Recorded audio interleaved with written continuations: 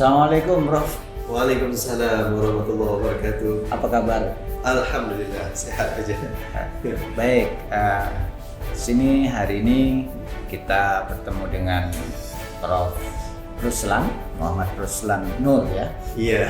Jadi beliau adalah guru besar di pengajian Islam University Malaya dan sekarang adalah sebagai editor in chief ya. Iya. Editor in chief di jurnal Tamadun, jurnal yang terindeks internasional Q2 ya. Q2 Discopus ya. Ya, Prof, bagaimana perasaan Prof Ruslan ketika ada di sini di Indonesia? Ya, alhamdulillah saya agak sering juga ke Indonesia sebenarnya. Jadi teman-teman itu ada yang mencurigai. Ya. Kenapa sering ke Indonesia? Jadi saya ketika berada di acara ACIS ini saya merasa sangat senang. Saya gembira kata orang Malaysia. Ya. Karena satunya kita dapat bertemu dengan rakan-rakan ahli akademik dan pada berbagai latar belakang dan berbagai institusi ya, dari seluruh Indonesia, dari Malaysia juga ada, dan dari antarabangsa negara-negara lain. Ya. Jadi memang kita memiliki ACIS ini tiap tahun. Mudah-mudahan Prof bisa terus berkontribusi ya. Insyaallah. Di sini. Prof kan majornya tentang sejarah Islam ya. Iya. Tentang tamadun Islam. Menurut Prof bagaimana perkembangan? Mungkin Prof bisa cerita sedikit dan komparasi sedikit tentang sejarah Islam Indonesia sama Malaysia. Iya. Saya kira kita ada masanya kita kadang berdebat tentang bila Islam datang ke alam Melayu ataupun ke alam Malay Archipelago ini ya, di Asia Tenggara. Saya nak menyebut Nusantara, tapi sekarang ini saya terpaksa untuk tidak menggunakan perkataan Nusantara itu kerana saya bimbang nanti ada yang protes. Bukan ada yang protes ya, ada yang tersalah faham, mungkin diingatnya Nusantara yang IKN itu ya. IKN itu kan Nusantara. Padahal dulu Nusantara itu adalah warisan Majapahit. Iya. Jadi mungkin bila saya bercakap saya menggunakan Asia Tenggara ataupun Malay Archipelago. Malay Archipelago ini ya masih ada yang membincangkan perkara ini, teori-teori kedatangan Islam dan sebagainya. Sebenarnya walaupun Indonesia, Presiden Indonesia telah mengumumkan titik nol Islam di mana, tapi masih lagi ada perdebatan, perbincangan di kalangan para sejarawan untuk melihat kalian. Nah, saya melihat benda ini sebenarnya bukan satu perkara yang boleh untuk memecah belahkan kita, tidak sebenarnya.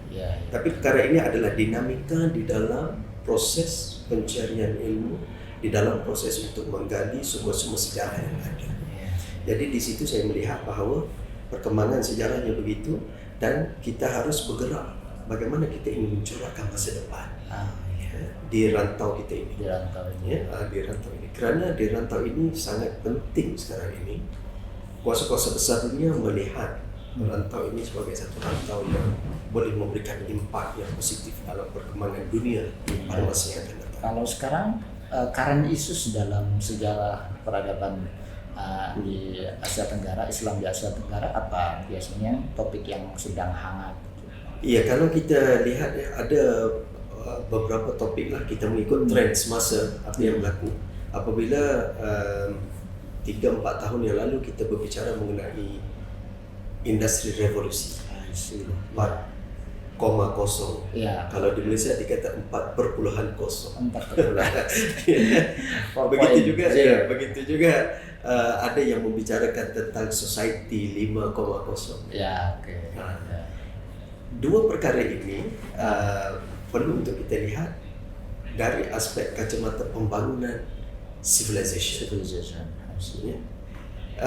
Kalau kita lihat pada saat ini kita berdepan dengan ledakan teknologi ini, semua maklumat di hujung jari dan penggunaan teknologi merentas geografi sepadan geografi. Maklumat yang kita bercakap di Indonesia hari ini bisa sampai ke Malaysia pada waktu yang sama. Pada waktu yang sama. Lalu bagaimana sejarah itu? Dan memiliki peran dalam revolusi industri.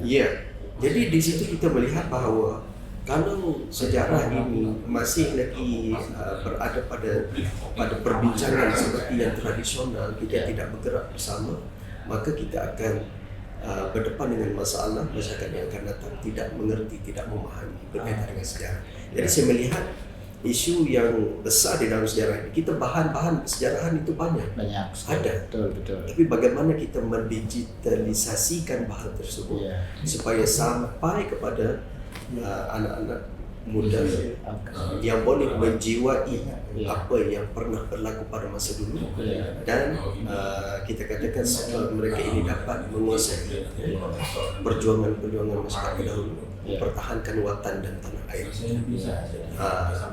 Jadi kalau kita lihat secara keseluruhan apa yang dibicarakan di dalam disiplin ilmu sejarah dan tamadun Islam itu adalah bagaimana kita memanfaatkan sejarah masa lampau untuk kita bergerak ke hadapan.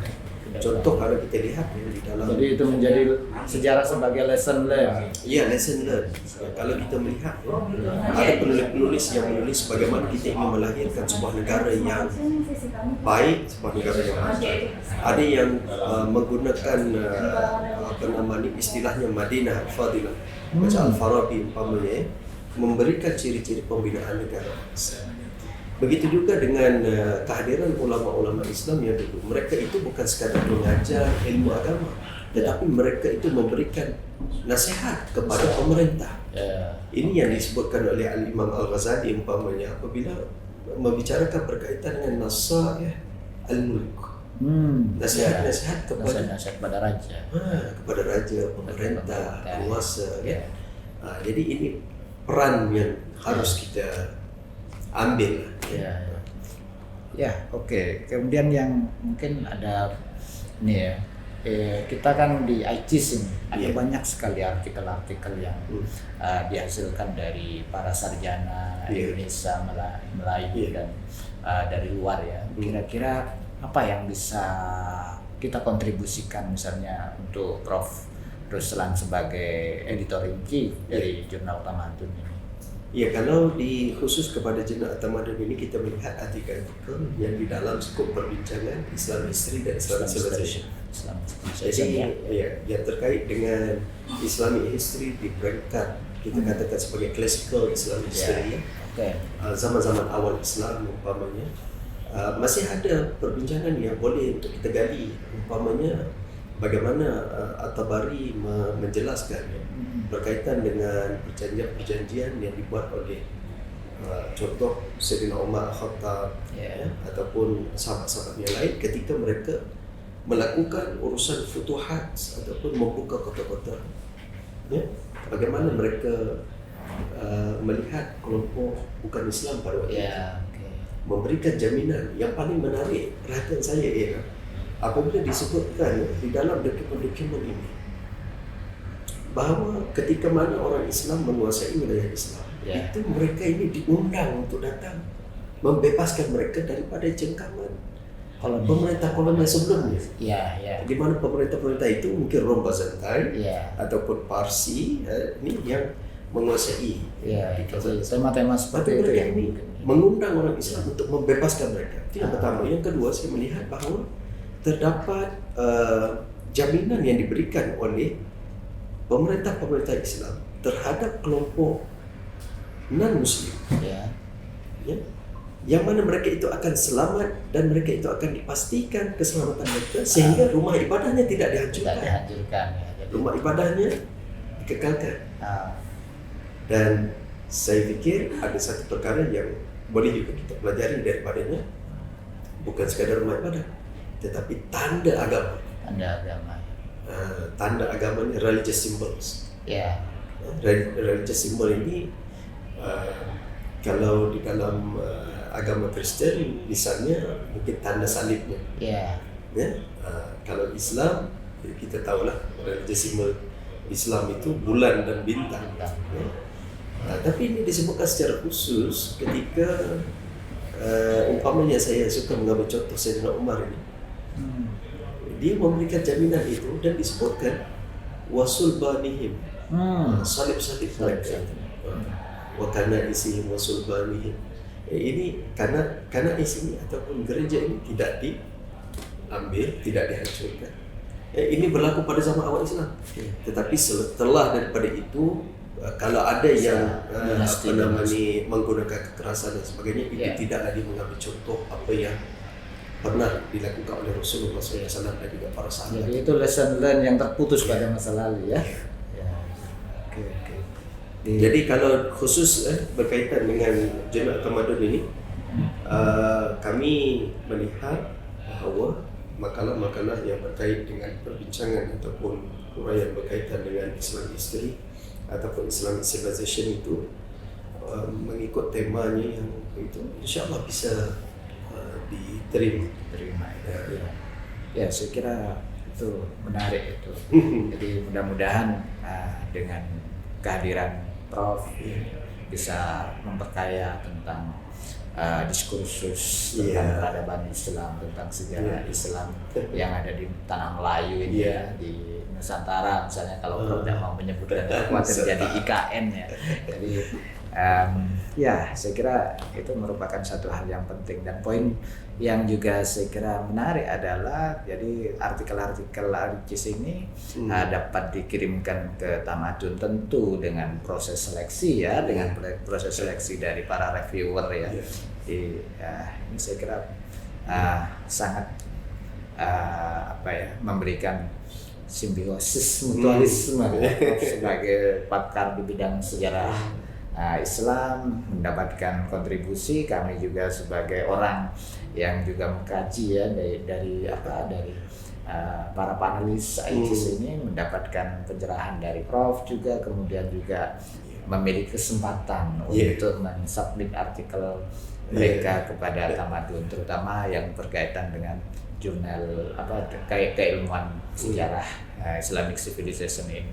Ya, saya kira itu Prof. Terima kasih banyak atas kehadirannya. Semoga kita diberikan umur panjang, sehat semua, dan kita insya Allah bersua lagi. Bersua lagi di AICIS yang 22 AICIS 22 tahun 2023. Oh, insya Allah. Ya, terima kasih.